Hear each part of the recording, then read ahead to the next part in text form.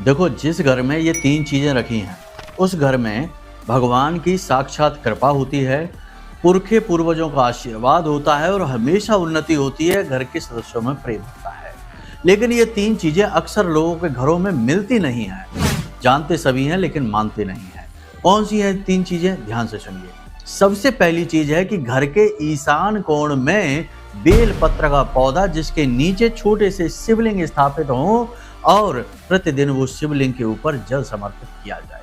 बहुत ही उत्तम क्रिया है और घर के ईशान कोण यानी कि जो भोलेनाथ का ही कोना है वहां बेल पत्र का होना अत्यंत शुभ माना जाता है।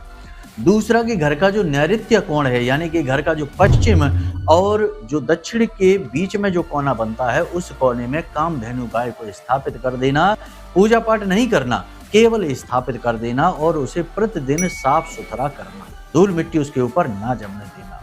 और तीसरा घर का जो आग्नेय कोण है यानी कि जो दक्षिणी दिशा है और जो पूर्वी दिशा है उस दिशा के ठीक बीचों बीच जो कोना बनता है वहां पर जो एक गमला होता है उसमें कच्ची मिट्टी भरकर उस मिट्टी में अंदर एक चांदी का सिक्का दबा देना और उस मिट्टी में मनी प्लांट का पौधा लगा देना।